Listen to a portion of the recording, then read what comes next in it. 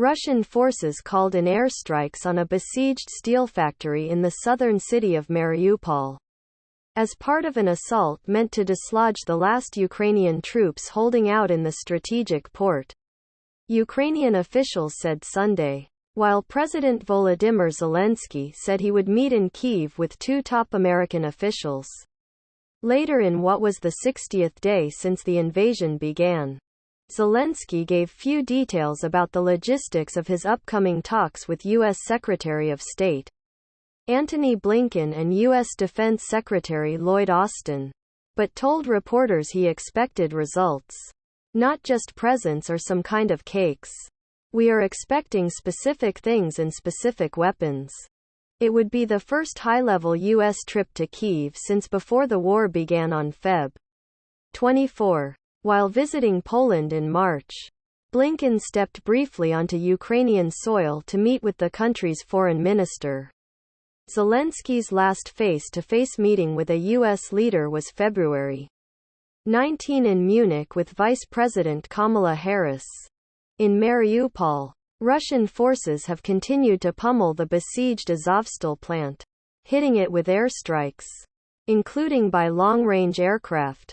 Alexander Stupin, spokesman for the Ukrainian Armed Forces General Staff, said Sunday, "Russia has been trying to take Mariupol for nearly 2 months, a city whose capture would deprive Ukraine of a vital port, free up Russian troops to fight elsewhere, and establish a land corridor to the Crimean Peninsula, which Moscow seized in 2014. Russia-backed separatists control parts of the Donbas region, where Mariupol is located. Some 2,000 troops have been fighting tenaciously to hold on to the last remaining Ukrainian outpost in the city, the Azovstal steel plant, which also has civilians taking refuge in its labyrinthine tunnel system. Russian President Vladimir Putin had given an order not to send troops in but instead to blockade the plant last week, but the assault resumed Saturday after the Ukrainian soldiers refused to surrender.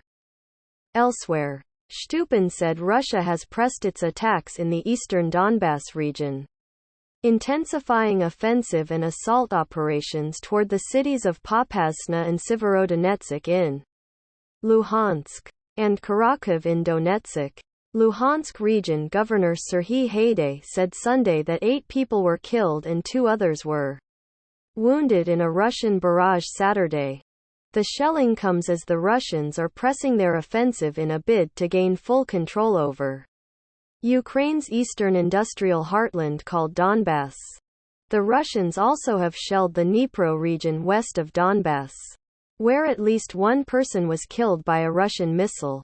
According to Dnipro Regional Governor Valentin Reznichenko, Russia has pulled back forces from Kyiv in the north of the country to feed into the Donbas offensive, but the British Ministry of Defence said Sunday that Ukrainian forces had been able to repel numerous assaults in the past week, despite Russia making some territorial gains.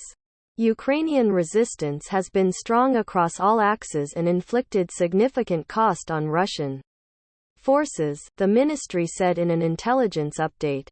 Poor Russian morale and limited time to reconstitute, re-equip and reorganize forces from prior offensives are likely hindering Russian combat effectiveness, it said.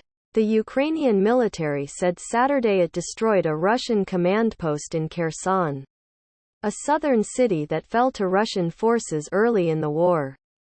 The command post was hit on Friday, killing 2 generals and critically wounding another, the Ukrainian Military Intelligence Agency said in a statement. The Russian military did not comment on the claim, which could not be confirmed. If true, at least 9 Russian generals have been killed since the start of the invasion, according to Ukrainian reports. The fate of the Ukrainians in the sprawling steel mill in Mariupol, where Russia says its forces have taken the rest of the city, wasn't immediately clear. On Saturday, the Azov Regiment of Ukraine's National Guard, which has members holed up in the plant, released a video of around 24 women and children. Its contents could not be independently verified. but if authentic, it would be the first video testimony of what life has been like for civilians trapped underground there. The video shows soldiers giving sweets to children who respond with fist bumps. One young girl said she and her relatives had seen neither the sky nor the sun since they left.